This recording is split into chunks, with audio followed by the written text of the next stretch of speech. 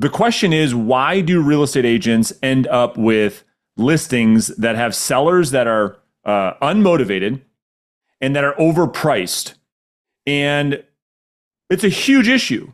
As the market shifts, Dominic, we're seeing this more and more and more and more. And in this episode, we're going to break down why it's happening, and then more importantly, what to do about it.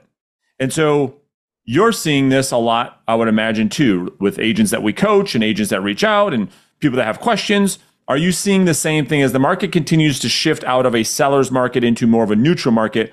Are you seeing this issue continue to rise? It comes up more and more and more. Hey, I've got these 5 listings. None of them are selling. What do I do?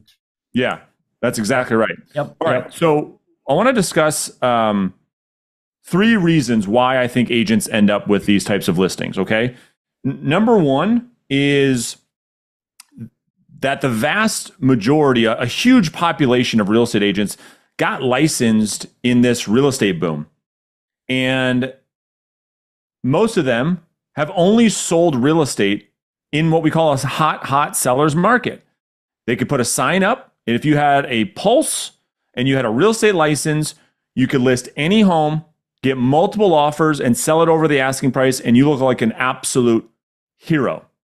And as the market is shifting now, those days are behind us. You have to have some skills, which we'll talk about. That's number 1. Number 2, and I'll get your thoughts on this too, they don't know the market.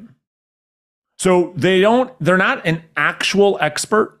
They tell people they're an expert, but they don't actually walk the walk. They don't understand absorption rate. They don't understand what types of properties are selling. They don't understand buyer demand. They don't understand showing activity, et cetera, et cetera, et cetera, et cetera. So they go into a listing appointment or conversation with the seller and they wing it. That's number 2. And then number 3, which I think is the biggest issue, Dominic, is a real estate agent's unwillingness, what I wrote down on my notes, their unwillingness to tell sellers the truth. And why would they do that? Well, it's because they're desperate to get a listing. They think to themselves, Dominic, having a listing that's not selling is better than no listing at all. I know it's crazy, but because of that desperation, they live in what we call hopium. They hope that if they get a listing where they BS their way into getting the listing, they told the seller it was worth more than it was. They told them it was in a better condition than it really was. That if they got the listing, even though it was with an unmotivated seller, they knew it was overpriced. They BS their way into doing it. They took it anyways because they hope they can sell it. They hope they can generate buyer leads from it. They hope they can get some marketing from it. They hope they can do some advertising around it. And so agents aren't willing to tell sellers the truth because they're fear in losing that listing. If they shoot them straight on price, they're concerned if I tell the seller the truth, they might not list it with me. So I don't know if you see it differently, but those are the big 3 reasons why I think agents end up with these listings that keep them up at night. Yep. Nope. Those are exactly the same 3 things I wrote down. Don't know the market. Don't have the guts to be honest with a seller about the reality of the market, especially in a competitive situation. You know, they get into this practice of what we call buying the listing just by promising the seller the highest, most unrealistic price, telling a seller whatever it is they want to hear just to get them to sign the paperwork. And of course, like you said, there is this scarcity mindset where even though an agent knows that this property is going to be overpriced, if they know, and a seller refuses to come into alignment with the market and the reality of the market, the agent is scared to tell them no, is scared to walk away and say, I can't take this. And so they end up with this huge deck stone around their neck and they keep collecting these listings that won't sell. And, you know, you and I know, we hear it all the time. Well, should I be making a video? Should I be doing some sort of Facebook ads for this thing? I mean, should I be doing mega open houses to get this thing sold? When we know what the reality is, right? That's right. That's right. Their unwillingness to accept that you took an overpriced listing and you're not going to market an overpriced listing to the closing table. Yep. Yeah. All right. So let's talk about what do we do to fix this thing. All right. So the first thing that I wrote down, Dom, was to change your entire mindset. Go from a list to list philosophy to a list to sell philosophy. All right. So to me, this means this, that rather than going into a situation where you're just doing anything and everything to get a listing. It's to change that to say, no, no, no, I'm in the business of selling homes. So I'm going to ask questions. I'm going to interview the seller as much as they're interviewing me to have equal business status, so that when I bring on a client, it's under the right circumstance for the right reasons, under the right expectations, and they have motivation to sell, to actually have to sell the home versus wanting to sell the home. That'd be number one. Your thoughts on that? Yep, totally agree. We talk about this all the time. Asking a seller, especially in this new adjusting market, asking that very difficult question, and that is to a seller, hey, do you have to sell this house? Yeah.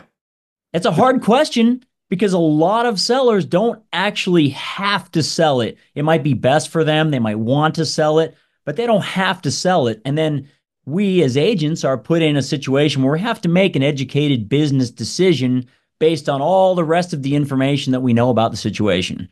That's right. That's exactly right. And I love that question that you pose, right? Do you absolutely have to sell this? And you'd be amazed at how many sellers say, well, we don't have to do anything. Sure, we want to. If we get this price that no one's willing to pay, sure, right, we'd sell it. And if most agents are being honest, that's kind of what they're stacking up a graveyard of these types of listings. Okay, that's number one. So they've got to change that. And just to add one more thing to number one, if an agent was willing to verbalize that to a seller, in that, Mr. and Mrs. Seller, I have what I call a list to sell philosophy versus a list to list philosophy. Here's what that means.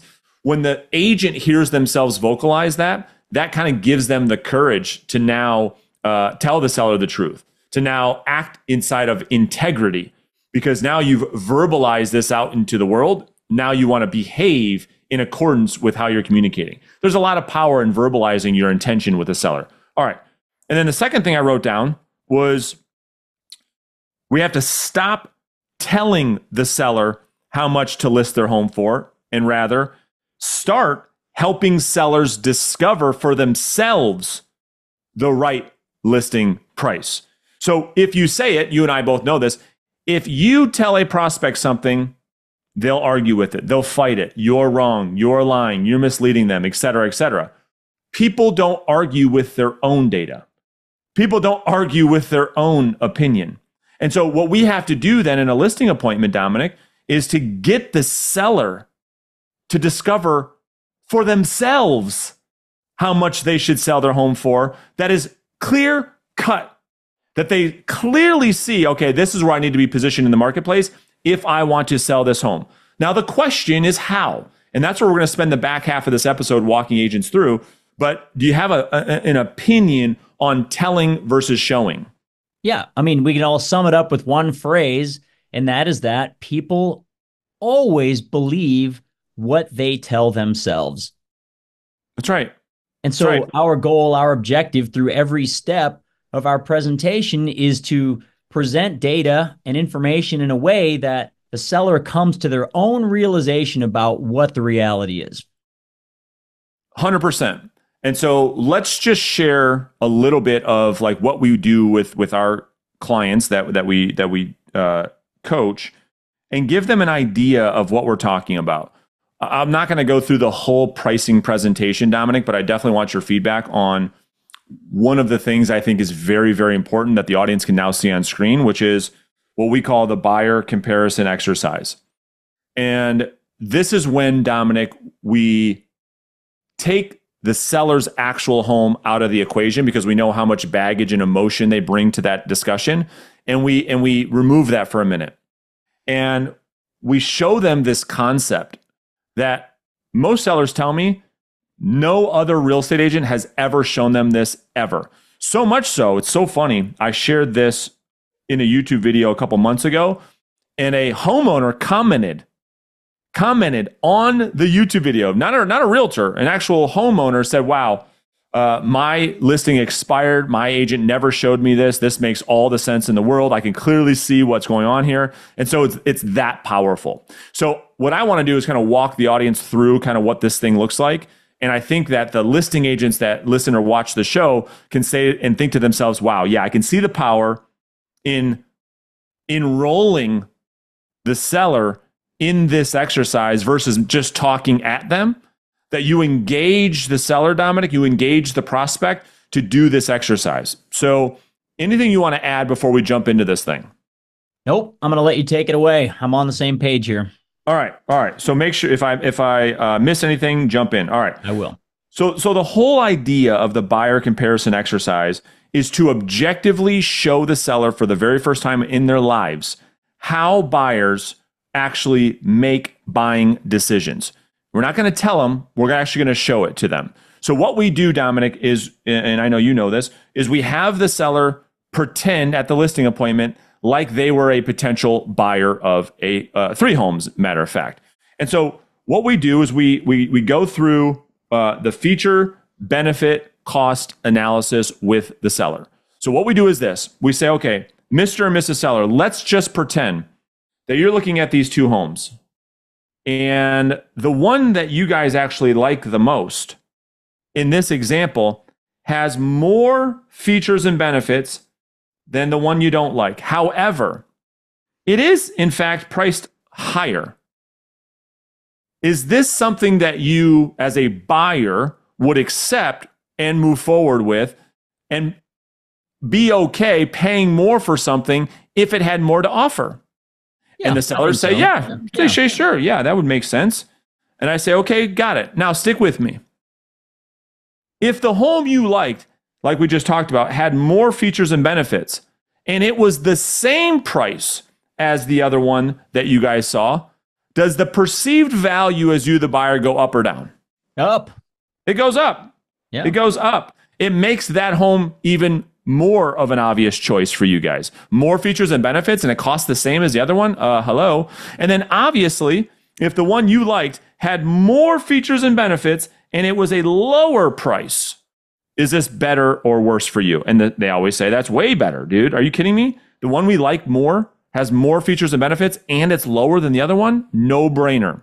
Okay, cool. So far, so good with the seller. We say, okay, now let's pretend both of these homes have about the same features and benefits. They have the same, but the one you like has a higher price. As a buyer, is this good or bad? What is your perception? Yeah, no, that's not as good. Not as good. If it has the same, you might buy the other house, right? Yeah. Yep. If it has the same, but it's a higher price, doesn't make any sense. What about if it's the same price? What if they have the same and they cost the same? It's like, okay. Yeah. Okay. Yeah. It could go either way. It can go either way, but you would potentially buy that. Yeah. And if they had the same, but it costs less, how would you feel? Yeah. No brainer. No brainer. Okay, cool. Yeah. So far, the one that's the most obvious is this quadrant right here, right? Mm-hmm. More features and benefits, lower price equals highest perceived value from you, the buyer. Yes? Mm-hmm. Mm-hmm. Yep. All right. Now, last example. Same 2 homes, but the one you like has less features and benefits because you want to go in there and do your own thing, but it's priced higher than the one you don't want. As a buyer, tell me about that. Yeah, no, I think I'm going to have to weigh that out really carefully. If I can get one that already has more stuff for less, yeah. Doesn't make a lot of sense for the buyer, does it? No. No. If it has less to offer and it's the same as the one that has more to offer, same thing, right? Not as good for you. You agree? Nope, I agree. The only way that makes sense for you to purchase the home is if what happens? It's a better lower deal. price. Yep. It has less and it costs less. I mean, this is all common sense, Mr. and Mrs. Seller. You agree? Yeah. Okay. And then I asked them, well, what was your takeaway? Well, and they tell me this, that, and the other thing. We go Socratic on them. We say, yep, you're exactly right. You're right. You're right. Then what we do is this, Dom. This is the power in removing their home from this conversation, because the very next thing that we do is we go through what we call our active competition analysis. Now we introduce the real homes that they're competing with, and then we go through this exercise. And now, because we've done this first, it's very, very, very difficult. As an example, watch. Let's just say active one is 123 Main Street. And it's on the market for $579,900, and it's been on the market for 27 days. and we say, okay, this home, 123 Main Street, because we've actually either A, walked the seller through this property, or we've shown them all the pictures, we've gone through it in great detail. Now we ask the seller, we say, Mr. Seller, 123 Main Street, 579.9. Can we agree that this property has more to offer because of their finished walkout basement? Not to say that yours is not nice, but because they have it and you don't. Is it fair to say that the buyer would perceive it to have more features and benefits because of the finished walkout? Would that be fair? Yeah, I guess that's fair. Okay. If you agree with that, then watch what we get to do with the seller. Can we be priced higher than 579 if they have more? Well, and I guess not. No, because why? I mean, if we have less to offer and we're priced higher, what happens? Who do we help sell? Yeah, I guess we're going to help them sell. Okay. Can we be the same as them even though they have more to offer? Well, probably not, I guess. Probably not. So you would agree that we probably have to be somewhere lower than our first competitor over there on 123 Main. Would that be fair or is that insane? No, that seems right. Okay. And you see what happens here, right? So no longer we're saying, hey, you need to list your house at this price. Just trust me. We go through this exercise. We'd go through another active and we'd say, okay, well, this one has about the same. Can we be higher if we have the same? No, we can't. Can we be the same? Sure. Can we be lower? Sure. We could. Not saying we will, but let's just say this one's at 45, just as an example. Mm-hmm. And then we have another active where it has less and it's at 525. Can we be higher? Well, sure. We can justify being higher. Can we have more and be the same? Absolutely. And then could we have more and be lower? Well, we could, probably not.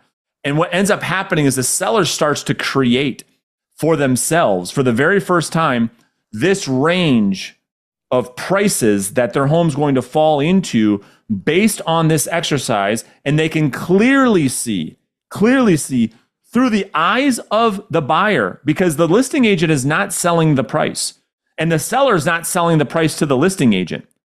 They need to team up and sell the price to the buyer.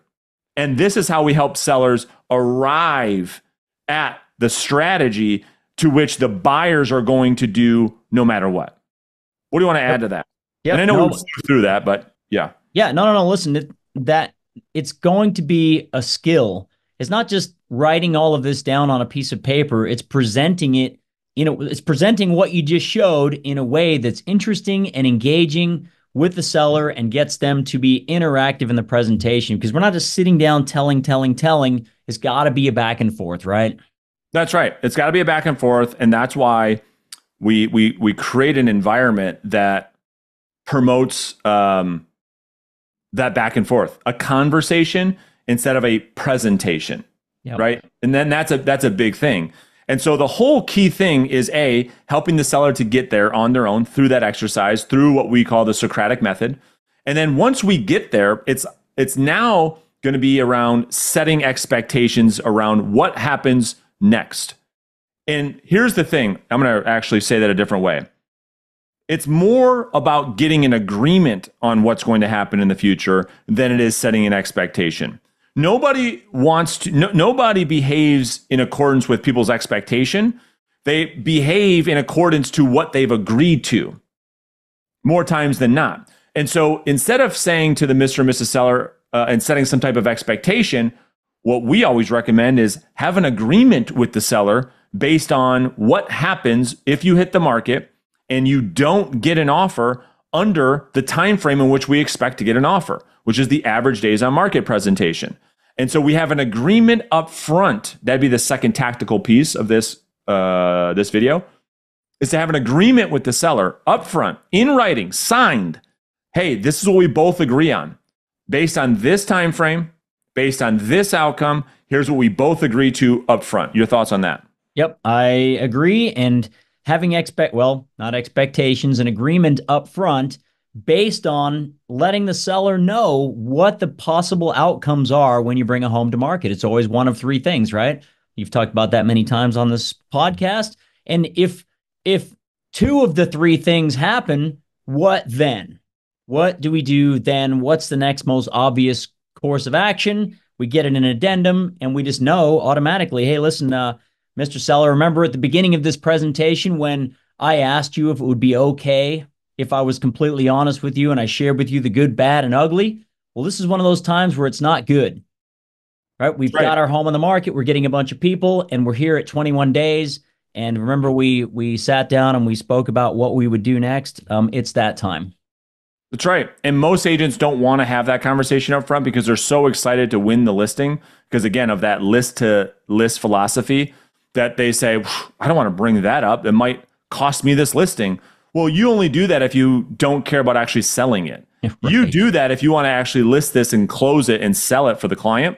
Yeah. That you better set an expect. Great listing agents do a great job of foreshadowing the process of what could happen to help sellers avoid landmines. Bad listing agents allow sellers to walk on landmines. And that's the key difference. It's like, no, we're going to talk about everything up front because my job is to help navigate you through this this field of landmines, aka the real estate market, without stepping on one. So that brings up an excellent point. And before you get into what to do once you're in that situation, everybody talks about how this is a relationship business. It's a business about serving people. Are you serving somebody, a seller, if you agree to take their home at a price that you know it's not going to sell with the thought in the back of your head, well, I'll just chip away, chip away, chip away. Are you really serving them? Such a great point. I mean, Yeah. it's the reason why most people have a tough time trusting real estate agents is because they're so biased towards earning, what they think is a commission, that they think everything a real estate agent says is a lie or it's an exaggeration of the truth. And so, what are we saying? We're saying we have a fiduciary responsibility to shoot people straight. And if you can be honest, transparent, and shoot people straight, two things occur. A, you separate yourself from all your competitors because your competitors want to go in there and stretch the truth and BS sellers. And then number two, it allows you to enroll clients with integrity, be able to sleep peacefully at night, and provide a great client experience because we know, and you know for sure, that the greatest lead generation is the client experience such that they come around and do business with you again, or they refer you. And you being in the business now, 10 years later, you are reaping the rewards of this. Yes? Yeah. That's the brass ring. It's what every agent should be working towards, a business that's based on your reputation. That's right. And so lastly, again, the problem when you say, okay, well, what do you do if you find yourself with a overpriced listing that isn't selling? I hope it's clear that that was a result of what happened way upstream. And if you do that stuff correctly, hopefully you don't find yourselves in that situation. But, let's pretend you are. If you're in that situation, first off, you want to give the seller. I spend so much time with a seller on what we're really competing with, Dominic, which is the average days on market, that you could go to the extent of you give them a sticker, right, to put on their fridge. It's like, this time is our competition, because if we end up going on the market for longer than that, we lose all leverage. People offers start to fall off a cliff, et cetera, et cetera. So if you do this right, you start, let's just say the average days was 27 days. You start to get to 22, 23, 24, and you got the seller saying, Dominic, can you reduce the price? Can you reduce the price? Because you've made such a big deal around the time. But if you haven't done that and you find yourself with a listing that isn't selling, then you just have to bring them back to the conversation to say, Mr. and Mrs. Seller, can I ask you a question? Sure. Every home that has come on and off the market in your neighborhood is doing so within 27 days. We've now been on the market for 30 days. And if we end up staying on the market for much longer than this, what incentive would a buyer have to give you a great offer so that you get what you want or more? And the seller, because you've asked a good Socratic question, says, I guess to your point, probably not. And if we stay in the market for much longer, what do you think potential buyers start to think about your home? Well, something's wrong with it. It's overpriced. And the answer to that is you're right. And so because of that, can I make a recommendation? Because I owe you the truth, I recommend that we adjust the price to X immediately so that we can get the property in front of a whole new pool of buyers so that we can generate an offer as soon as possible, which is what you want, correct? Yeah. And that's the script. Yep. And so with your permission, Mr. or Mrs. Seller, I would like to make that adjustment as soon as we hang up. Are you comfortable with that? Right? There's the script for the price reduction conversation. What do you do when you find yourself with an overpriced listing if you haven't set those expectations? Yeah, you're asking me. I do set those expectations. Well, you do. I'm just saying. Yeah, well, yeah. rather, it's a better question. What do you do? What is your? What do I What do you counsel do? an agent? So when an agent calls and says, "Hey, I've got these listings that are overpriced. What do I do?" I ask them. Hopefully, they're following our dialogues and our presentations to set things up correctly if this does happen. So when you get to that average days on market and you call the seller because you've been updating them every week, letting them know what the showing feedback has been, what kind of activity they've had on the MLS. And so when it comes to that day, it's easy. You can say, "Hey, listen, Brandon, listen, remember at the very beginning when I told you I'd much rather disappoint you with the truth than comfort you with lies? And you said, yes, Dominic, that's what I want. This is one of those times." And the That's right. reality of the market is that we are helping our competition sell. And if we go past this point, remember when we talked about days on market and asked you to put on your buyer hat? Remember all that? Oh yeah, sure. Now is the time for us to make that adjustment so that we can still get your home sold, get you guys down to Florida before Thanksgiving.